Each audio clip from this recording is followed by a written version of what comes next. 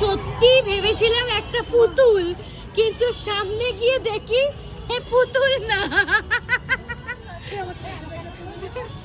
কি সুইট বাবা। আজ আমার মা আমাকে ঠাকুর পর্যন্ত দেখতে দিচ্ছে না, শুধু বলছে একটু ফটো তুলে দে। আমি সবে জাস্ট প্যান্ডালে ঢুকলাম, আমি একটু বললাম ঠাকুরটা একটু দর্শন করে আসি, তারপর আমার মার তাতেও তর্স হয়েছে না, বলে তাড়াতাড়ি আয় ফটো তুলে দে। আমি কোথায় যাব? তোর কি বক্তব্য, কি বক্তব্য বল? বলছি লাইন না তো কি এগুলো লাইন দিয়ে ঠাকুর দেখতে ভালো লাগে না? তুই কি এই জীবনে প্রথমে এসেছিস? এই টাকা আমার দিকে ভাল লাগে না?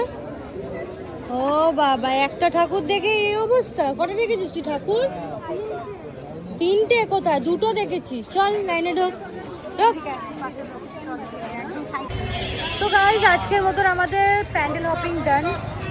এর মুখ দেখেই বোঝা যাচ্ছে মানে বাড়ি যেতে পারলেও বাঁচে, প্লাস এরও আর পাচ্ছে না কেউ। তো আমরা এখন বাড়ি যাব, বাড়িতে গিয়ে ঘুম, 4 ঘন্টা মতন ঘুম হবে। এখন ঘড়িতে বাজে পৌনে 4টে, বাড়ি যেতে যেতে 7:30 মতন বাজবে। এরপর সকালবেলা অফিস, আর কি বলবো। তো চলো আজকের মতন ব্লগটা এখানেই শেষ করলাম।